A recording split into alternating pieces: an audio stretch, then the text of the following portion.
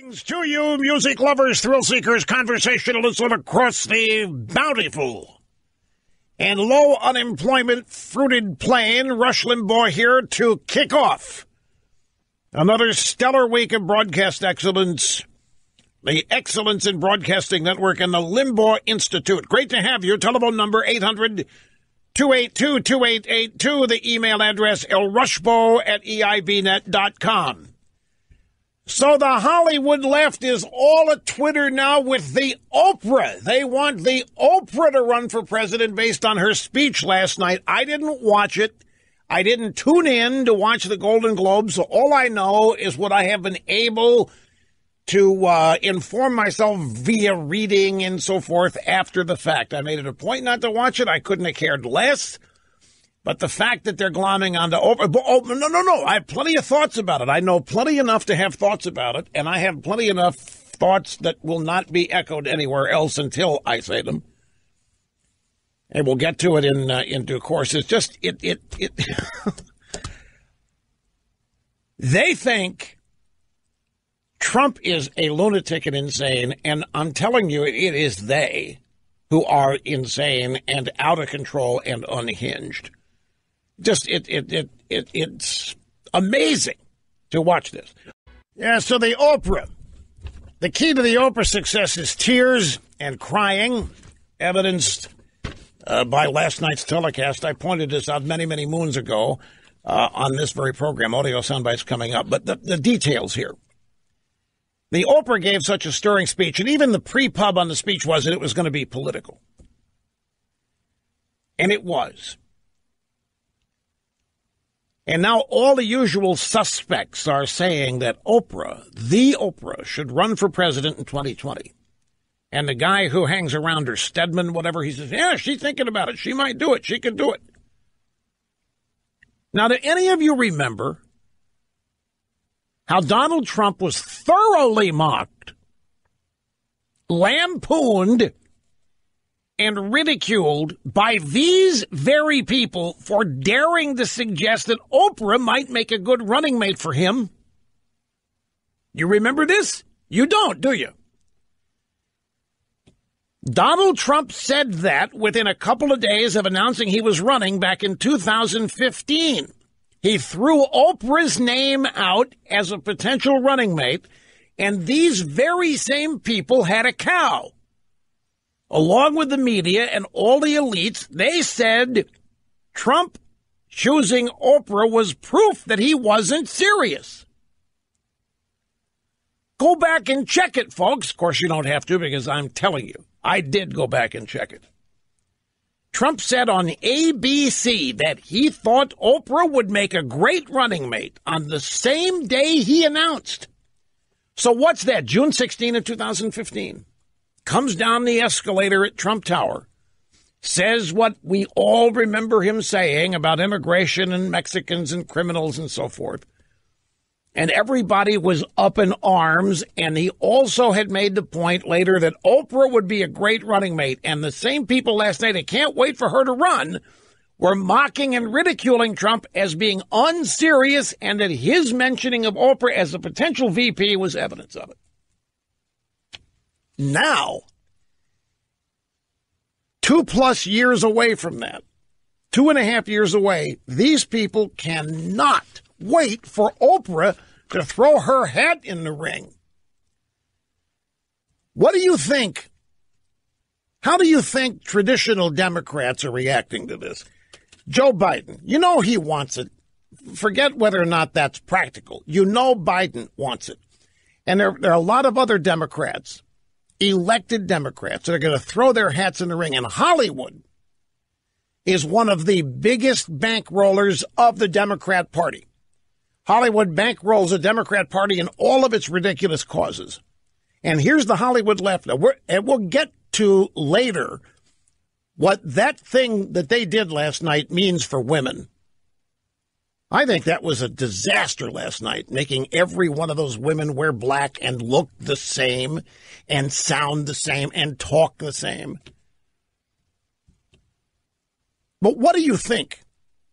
Your real Democrat officials Democrat National Committee, elected Democrats. Pick one. Andrew Cuomo.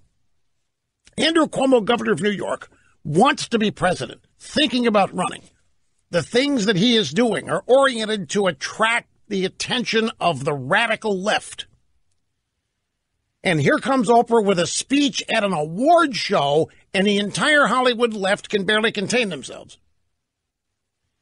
These people, after deriding and ridiculing Trump for being nothing more than a TV personality and an unserious guy with no electoral or political experience running for president, it's an insult, it's absurd, never mind a Republican never-Trumpers. And now, what's the Democrat Party thinking of doing? And don't think they're divorced from this. Here's the Oprah, who may be the biggest celebrity they think they have. So now they think, as the copycats that they are, they think that the route to the White House is coming up with a more popular celebrity than Donald Trump is. And now they want to test that with the Oprah. And I'm going to tell you this. The Oprah is not a nationwide vote getter like these people think she is. And nobody in Hollywood is. Tom Hanks, take your pick of any of them. Throw them up there, make them candidates, put them on the stump, and I will guarantee you not one of them gets close to what Donald Trump pulled off. No different than the Democrat Party. They sit there and tell themselves that what they think and what they believe is what the vast majority of Americans think and believe. Hollywood, same thing. They go out and make these movies that nobody's going to see anymore, and yet they tell themselves that they are reflecting and mirroring the majority of Americans. They are as out of touch as the inside the Beltway crowd is. What are you smirking at?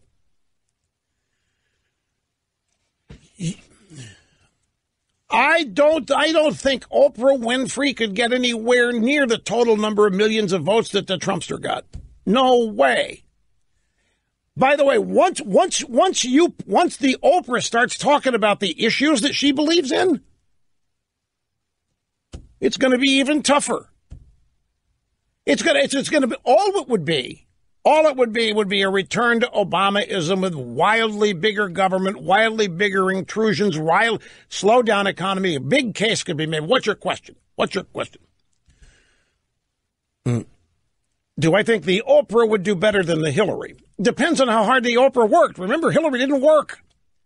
Hillary probably couldn't because her physical circumstances were such that she couldn't work. She couldn't stand up half the time. And plus, she had this arrogant conceit that she didn't have to work. Trump didn't have a prayer, remember? Back then, Trump was unfit. Back then, he was insane. Back then, he was crazy and a lunatic. Nobody's going to vote for Trump. And all he's done is vanquish everything and everybody that's been put in front of him. So could the Oprah do better than the Hillary?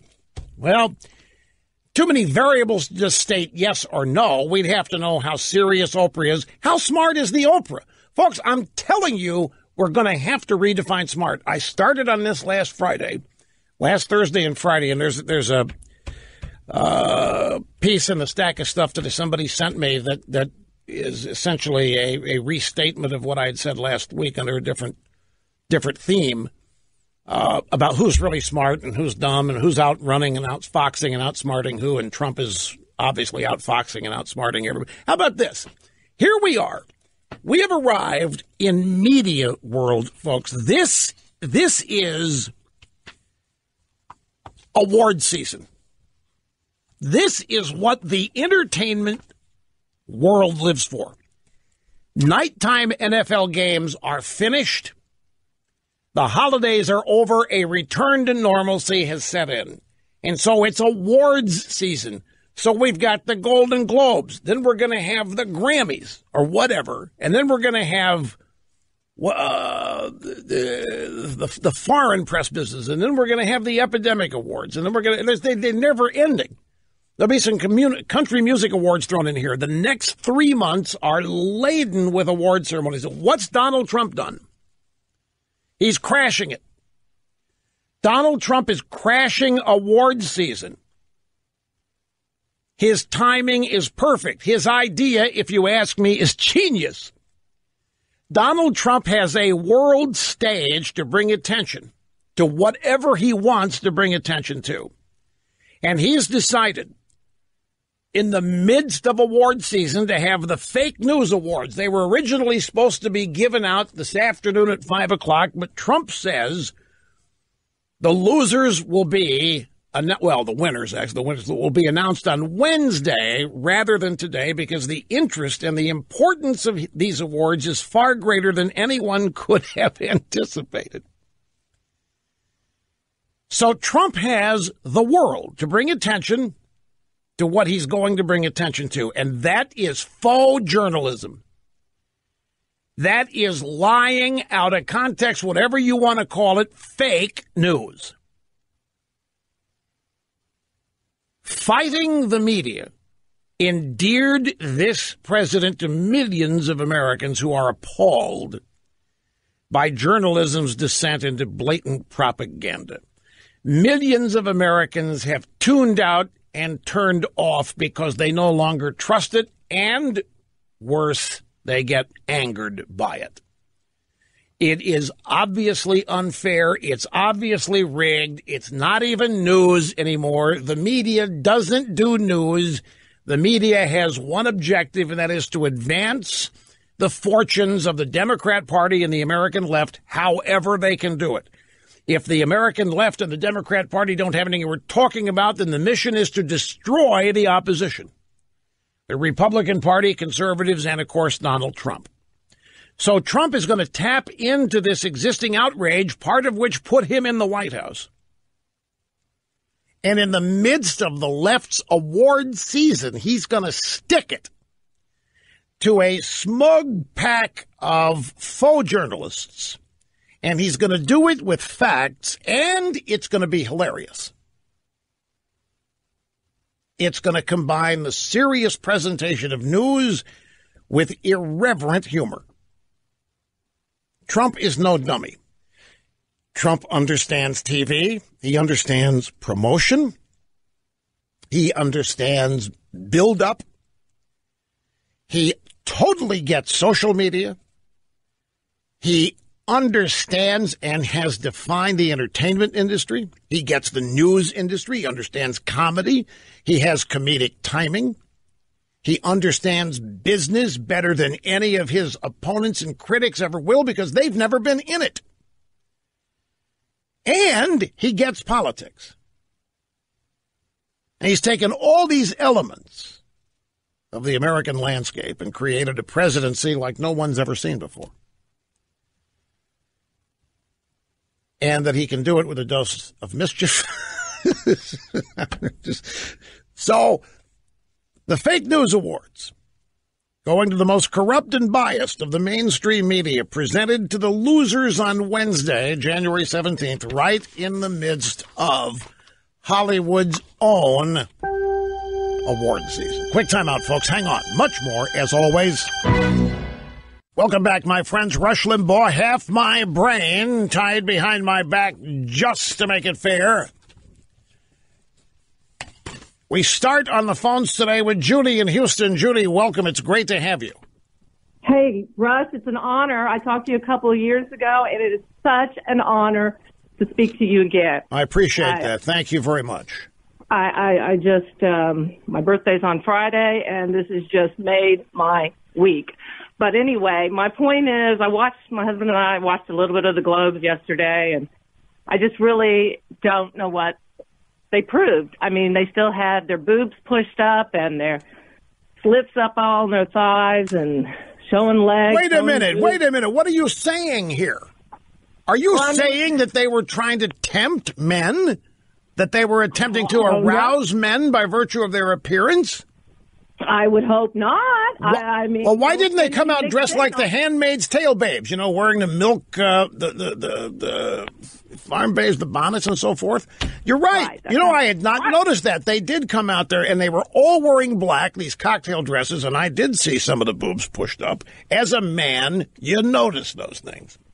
My husband noticed. Yeah. I noticed. I mean, I think they were just happy that they didn't have to compete on colors. And, oh, good. We can all wear black. Yay. Easy decision. That's not why they wore black. Oh, I see. They wore black because they were in mourning. Right. Because of Weinstein. They're in mourning because of the circumstances in Hollywood.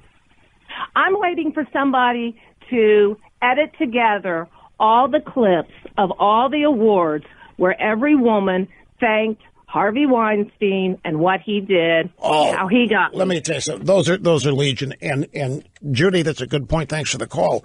There are pictures circulating. What? It is a great point. They show up there, their boobs are pushed up, the thigh slits, on the dresses up there. Why? Why do women do that?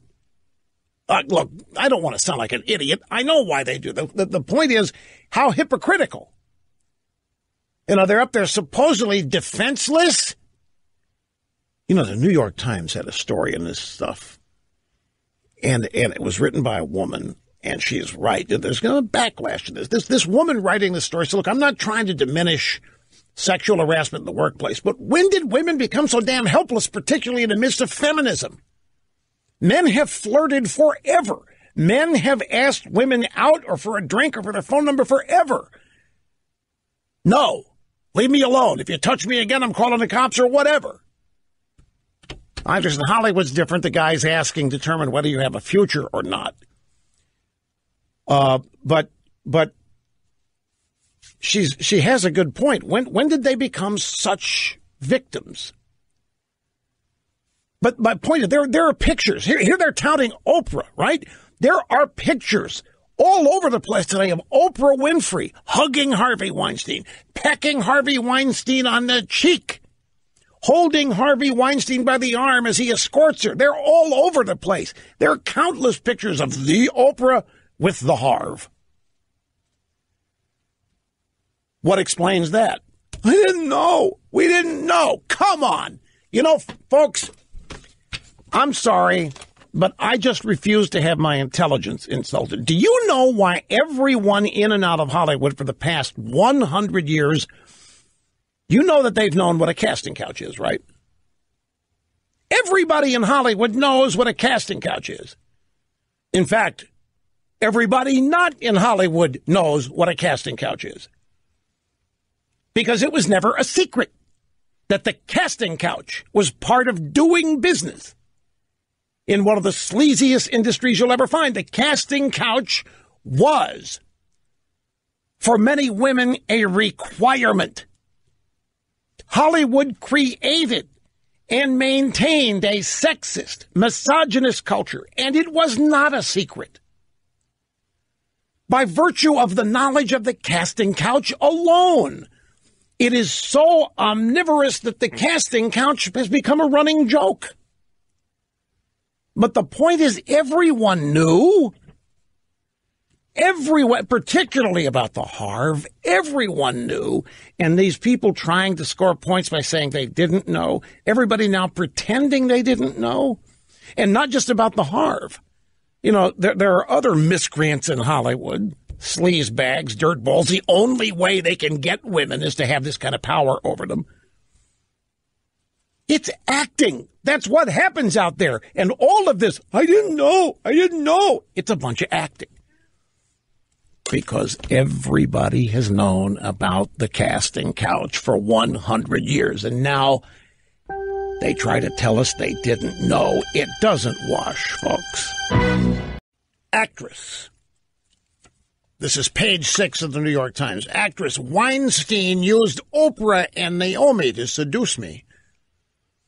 An aspiring actress says that Harvey Weinstein used Oprah Winfrey and Naomi Campbell to dupe her into thinking she, or he rather, would help her with her career and only ended up using her for sex. British actress Kadian Noble. It might be Kadian, I have no idea, but it's Kadian. Kadian Noble said that she was head over heels impressed when she first met the Harv at an event in London because he was hanging out with Naomi Campbell. And the Oprah was swinging off his arm. And oh, man, this guy really must have it if the Oprah and Naomi Campbell are hanging around him. I thought, obviously, this man has something amazing in store for me, she said during a press conference in Manhattan, where she was discussing sex trafficking lawsuit she filed a day earlier against Weinstein. in Manhattan federal court. This story also from last November, November 28th. Instead, Weinstein used promises of career advancement to lure this actress to his hotel room in Cannes, France, where he forced himself on her. I don't think the hotel's actually in Cannes. Didn't Weinstein hang out at the Hotel de Cap in Eden Rock? Yes, I think so. Well, it's 6 of 1/2 dozen. Anyway, she says, I feel completely played. No. She's not saying that the Oprah and Naomi Campbell tricked her. She's saying simply because she saw them hanging around and slobbering all over Harvey that he had to be okay. I mean, if the Oprah is running around with Harvey Weinstein arm in arm and they're pecking each other on the cheek, and if Naomi Campbell's doing it, oh my God, this guy must be hot. She said it was that familiarity she saw between them that made her think Weinstein was something that he obviously wasn't. In NBC, somebody last night tweeted a picture of Oprah under the NBC Twitter feed, nothing but respect for our future president. NBC said, no, we didn't do that. We didn't do that, just like we didn't edit the 9/11 call there involving Trayvon Martin, George Zimmer. We didn't, except that they did do that. NBC did do this last night on Twitter. So now NBC, the tweet that was sent out by a third-party agency for NBC Entertainment in real time during the live broadcast, it's in reference to a joke made during the opening monologue and not meant to be a political statement. We have since removed the tweet. Really? Nothing but respect for our future president on the NBC Twitter feed. Oh, we didn't mean that. That was a joke. It was in reference to something in the monologue that opened the program. That was a third party. Somebody got in there, our feed, and started screwing around. It really wasn't us. So NBC is now saying it doesn't have control over its Twitter accounts. A third party does all their Twitter tweets? I like that, Twitter tweets. Now, they say Trump is unhinged. But now NBC is claiming we didn't do it when they tweeted out nothing but respect for our future. Somebody at NBC did it. The bottom line is, how do you ever trust NBC? I mean, even before this, when they edited that 9/11 calls, George Zimmerman trying to make him out to be a racist pig. Well, if you don't remember that, I got to take a break. And I want to get some of the audio sound bites involving the Oprah and the Golden Globes. Plus, your phone calls are still lurking out there behind the yellow blinking lights. All coming up when we get back. And back to the phones we go. This is Walt in East Smithfield, Pennsylvania. Hey, Walt, how you do? Stay warm? Yeah, we're staying warmer. Actually, it's up to a balmy 27 degrees today. Well, congratulations. I'm glad it's getting livable. Yes, Rush. I'm proud and pleased to be on the phone with you, to have your ear. Since the beginning of this Me Too thing started, I had thought, who benefits from this? What benefit is there? And at the time, way back in last quarter, I thought, well, Oprah might benefit from it. She's a big power broker in Hollywood, lots of money to, make projects go and whatnot. And since the rest of these power brokers in the media have, bitten the dust, do you feel that she's gained in eminence? Not become preeminent, but gained in eminence. As what? Oh, as a power broker, as a political force now, evidently, since her speech last night. Wait a minute. You're asking in relationship to the Me Too movement, which is women finally courageously coming forward and naming sexual harassers and abusers. Right. And so in the process, a bunch of men have been fired, dismissed, humiliated, shamed out of positions of power. Right. And Oprah has moved in. You're saying is Oprah now primed to fill that vacuum? Yes. Sort of a last man standing, rhetorically. Oprah as the last man standing in Hollywood. Well, do you know whether or not she puts her pants on one leg at a time like all the other guys do?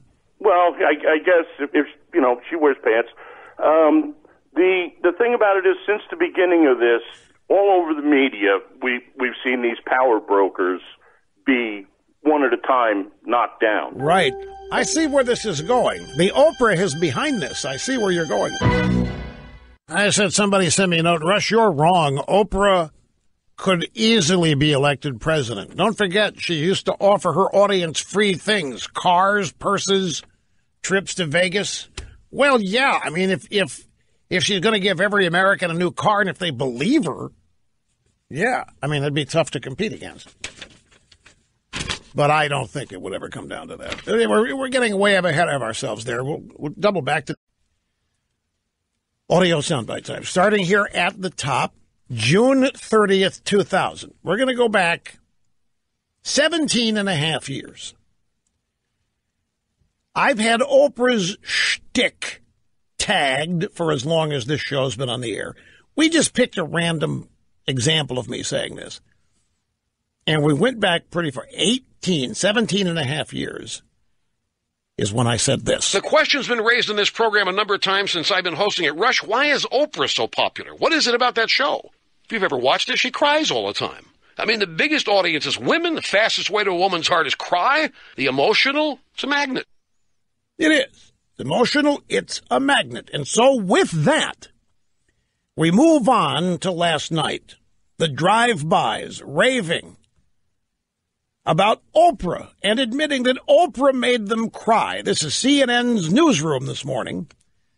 Co-anchor Rosemary Church speaking with the Hollywood Reporter magazine, Rebecca's son, about Oprah's speech. Oprah stole the show with an inspiring speech on sexual harassment, freedom of the press, that has some suggesting she run for president in 2020. What's being said about her speech and its impact? Oprah Winfrey's speech was hands down the highlight of the night, and Oprah 2020, Oprah for president memes are already trending on Twitter. Oprah Winfrey really moved the entire room to tears, and I would imagine a lot of people at home as well. Right.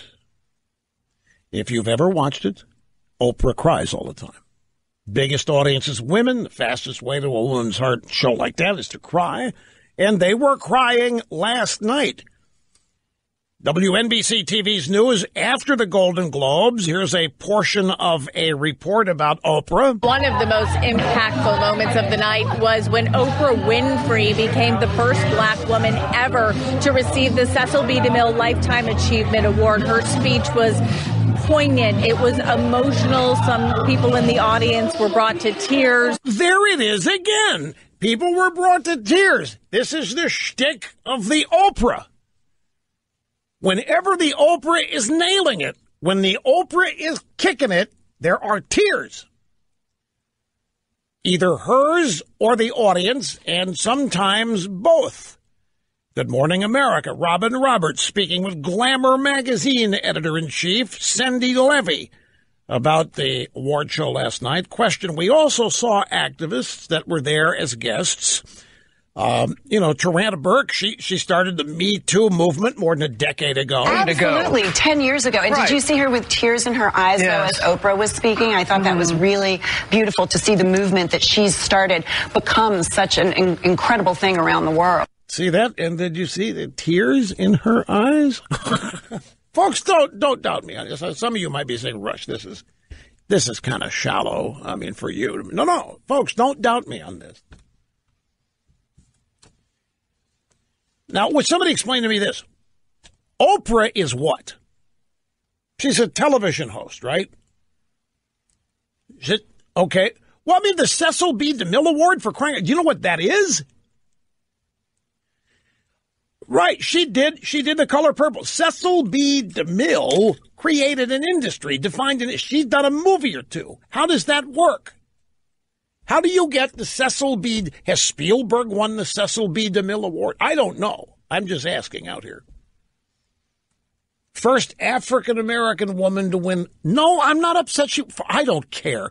I'm simply asking about You know how Hollywood and the left and awards. I mean, they gave Dan Rather an award for the fake news he did on George Bush and the National Guard, and they did that to protect the business.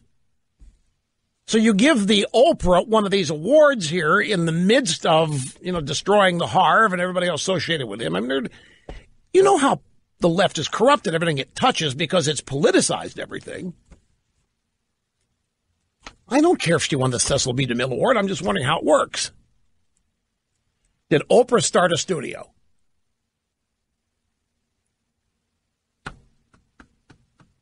Harpo Productions, and that did movies? Okay, if I stand corrected. If Harpo did movies, I stand corrected. I didn't know that Oprah had become such a big Hollywood mogul. I didn't know that Oprah's name gets mentioned with Spielberg and Ridley Scott and Harvey Weinstein, all the big producers. I learned something. Listen, what else we have here? Oh, little Brian Stelter at CNN. He's the media critic, media analyst at CNN.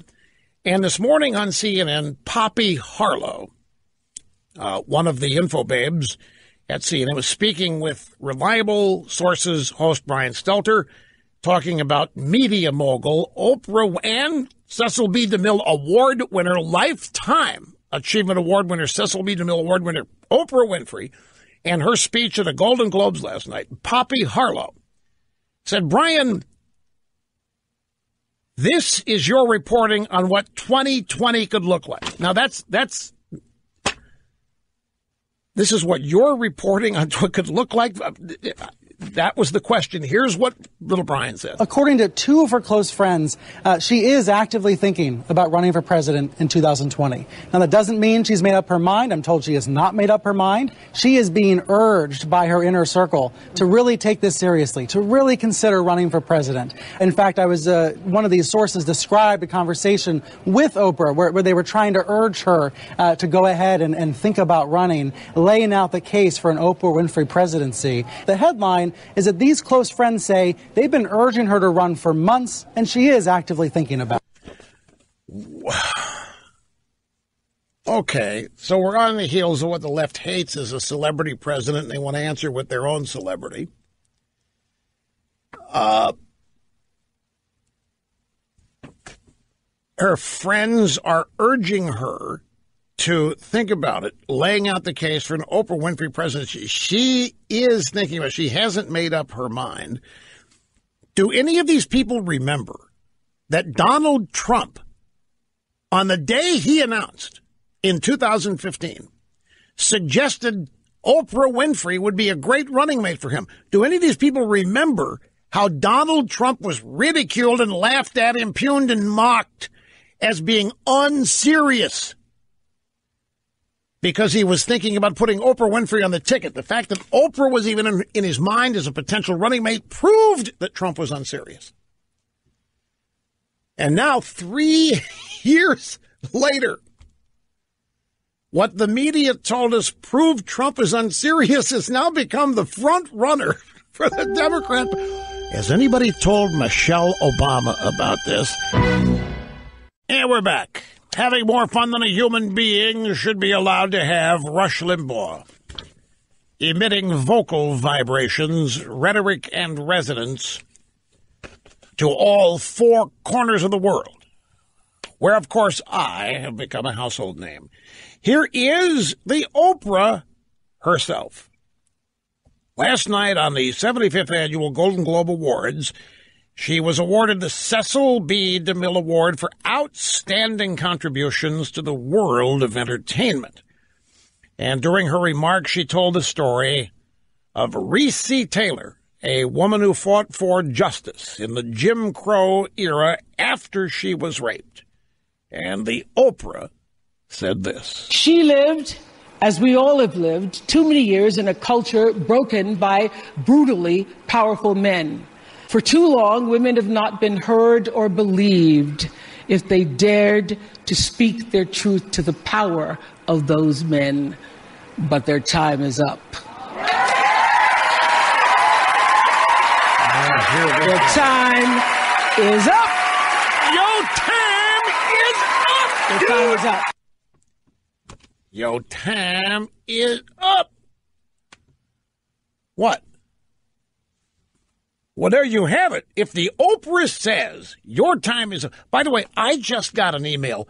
There must be too many pictures to count of the Oprah in close confines with Harvey Weinstein. The point is she loved Harvey Weinstein. She was in his inner circle. She was, I guarantee you, Weinstein was the guy. For so many years, you wanted to be something in Hollywood. You wanted to get something done. You wanted whatever. You had to know. You had to be liked by. You just had to be in the orbit of Harvey Weinstein. Well, you didn't have to be, but it helped. I mean, and a lot of people wanted to be. And she did. The point is, in these photos, it would not be an exaggeration to say that she was all over Weinstein or vice versa. The point is they were very close. I just don't believe that she didn't know. I don't believe it. Meryl Streep didn't know. And Meryl Streep, this is classic. Meryl Streep says, the question is not whether I knew. The question is, what is Melania Trump going to do to get her husband to stop all of it? That is a classic misdirection play that the left uses. When they've been caught, change the subject and about whom you were accusing. Yeah. Meryl Streep's as much as admitting that she knew what Weinstein was doing, but that's not the big problem. The big problem is Donald Trump. It's no different than when Weinstein was caught. What did he say? He tried to buy himself his way out of this by promising to devote every ounce of energy he had left to destroying the NRA, right? What was that meant to do? That was meant to get people to forget what he had done and to remember how valuable the Harv was or is. And we're going to take the Harv and we're going to help wipe out the NRA. The Harv's going to lead it. It's worth holding on to the Harv to get rid of the NRA. So here's Meryl Streep doing essentially the same thing. But I think it's asking a lot to believe that the Oprah didn't know about the Harv. Here's one more from the Oprah in her acceptance remarks after winning the Cecil B. DeMille Award for outstanding contributions to the world of entertainment. I want all the girls watching here and now to know that a new day is on the horizon. And when that new day finally dawns, it will be because of a lot of magnificent women, many of whom are right here in this room tonight, and some pretty phenomenal men fighting hard to make sure that they become the leaders who take us to the time when nobody ever has to say, me too. I would say that you've already arrived. At that moment, the Oprah, looking at the way some of the women were clad last night. I mean, there were dresses slit up to the panty line there on the thigh. You had a bunch of boobs being pushed up and out there. And I'd say if you feel safe enough to show up like that, the Me Too movement's done with. What a rousing start to the busy broadcast week here in the EIB network. And we are not finished yet. We head to Lake Mary, Florida, and this is Paula. Hey, Paula, great to have you here. Well, it's an honor, Rush. Thank you so much. I'm a retired law enforcement officer, and it just occurred to me listening to your last caller that was one of the first things I thought about with the Trump dossier was that it's fruit of a poisonous tree.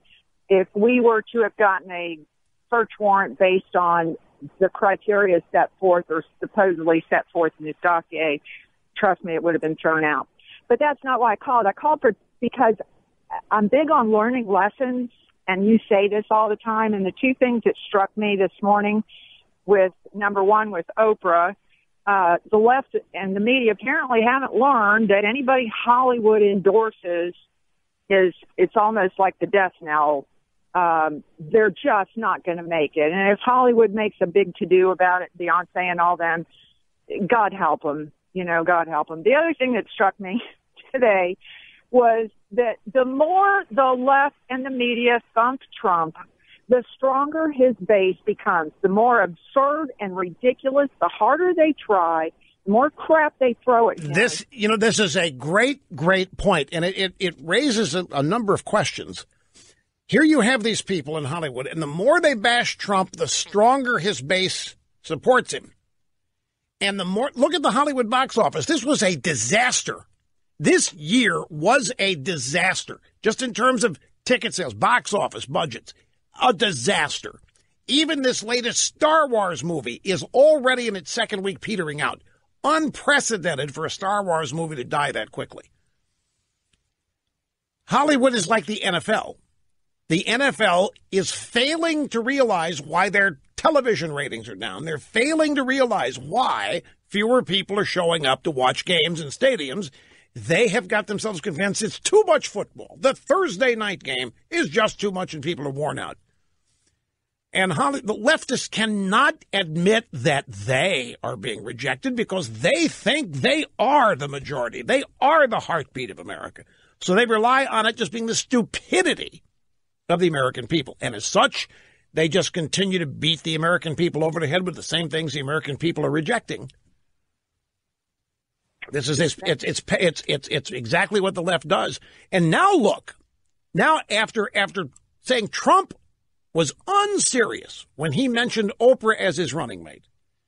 He did this the first day he announced in June of 2015. He talked about Oprah as a possible running mate, and they said that proves he's not serious. Now they are talking about Oprah being their nominee. They're a bunch of copycats, and they think the answer now is celebrity. And here we have Donna Brazile out there paving the way for Michelle Obama to get the nomination.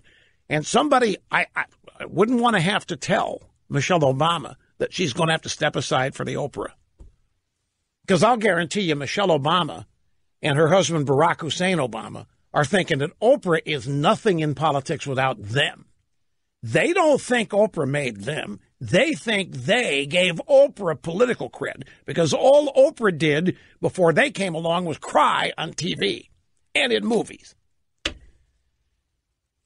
Yeah, there's nothing original for the left. They recycle playbook pages and update it for current content.